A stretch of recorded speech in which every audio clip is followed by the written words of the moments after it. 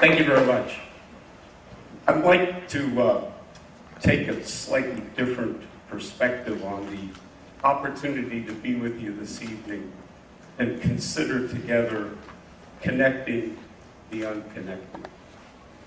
In that regard, like some others before me, I'd like to approach it by sharing with you some of my personal experiences initially, and then move on to a couple experiences I've had professionally, which I believe give us a window on an opportunity to consider approaching our future differently than we have perhaps experienced the past or the present. So let me start with experience one. Consider me as the person needing to be connected. When I was 19, I was unexpectedly and undesirably diagnosed with a condition that resulted in my being classified as a person with a disability, legally blind. So perhaps, like others that I've had a chance to interact with previously, as you may have been listening to John provide the introduction, or as you saw me walk up here, you probably didn't have enough information at that point to reasonably anticipate that that visual limitation is a part of the context that I'm introducing for your consideration.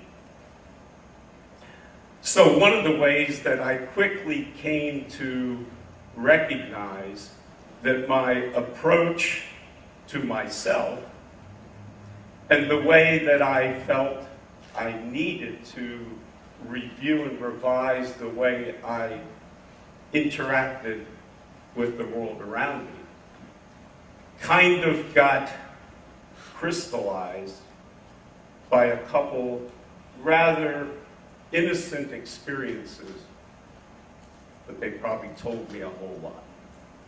For example, when I came to Rutgers, as John said in, listen now, 1967, not 1867. The white hair doesn't mean that I'm that ancient. Back then, as you may know, Rutgers had inter-campus buses like today. Then there were multiple routes as there are today. But coming to Rutgers as a transfer student, being visually impaired for only a year at that point, and not having been experienced for an extensive period with the condition, or with the Rutgers context, I essentially approached my opportunities, I believe, honestly, with some considerable trial and error. For example, I needed to get to a class on the other campus. I lived in Brent. And I knew where the bus stop was. But given the nature of my visual impairment, I couldn't read which bus was going where. So I thought a reasonable approach. Actually, it probably wasn't reasonable. It was probably pretty honest, but it was more trial and error. Let me get on this bus and hope that it's going where I need to go.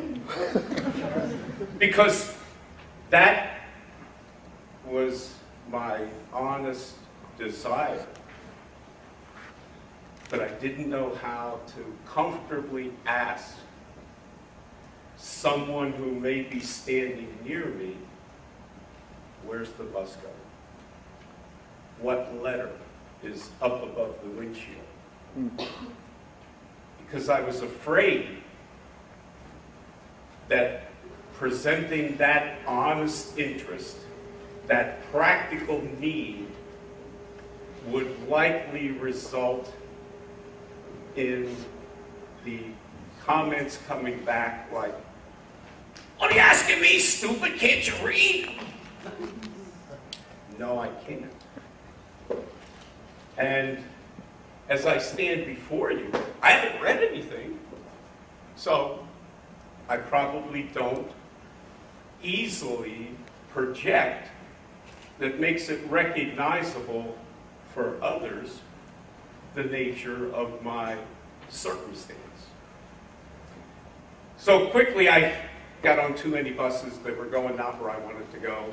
I got frustrated. I figured I had to come up with an alternate way to pursue my needs in a way that was honest, but still relevant to the context and productive. Let me give you another example. I'm in the Commons now, and it's one of my first meals there. It happened to be a lunch. And then, like now, they were serving hot dogs with lots of condimentation. I love cold sauerkraut with hot dogs. I walked up to the condiment table, and again, not being experienced in knowing what questions to ask, how to ask them, and hope and trust that I would get relevant feedback. I decided on that initial occasion to just go over and, well, gee, this looks pretty white. Sauerkraut is typically whitish. And I spoon it onto the 9-inch dinner plate, because I wanted to look like I knew what I was doing. You know, I didn't bend down or anything.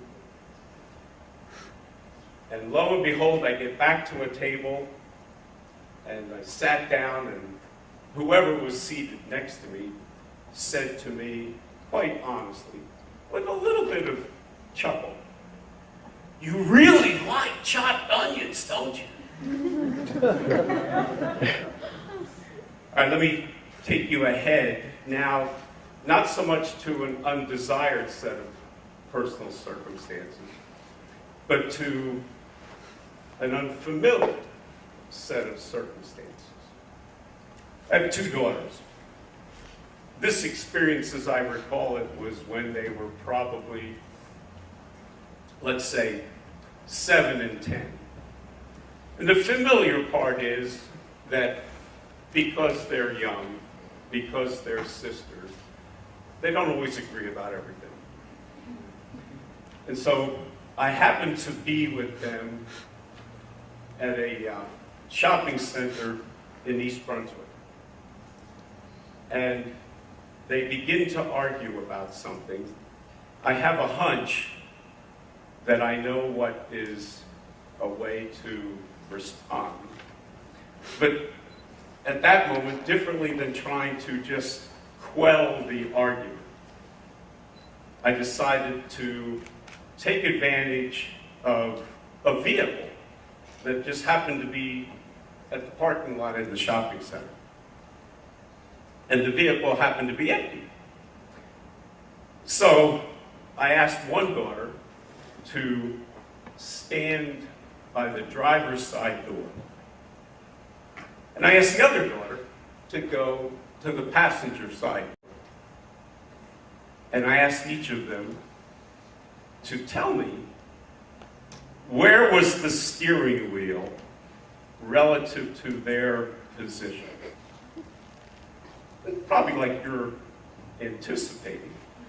The daughter standing near the driver's side said, "Well, it's to my left. That's pretty close." Her younger sister said, from that other location, "Well, it's in front of me, but it's at a distance, and it's not to my left, it's to my right."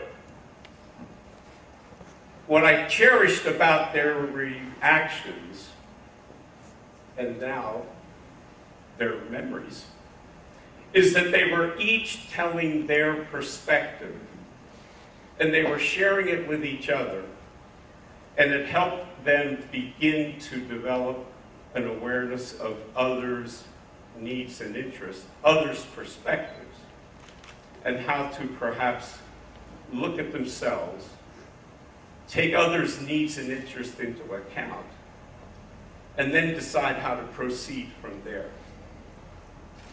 One last quick example. I'm going to jump ahead now, not to a personal need, undesired, unfamiliar.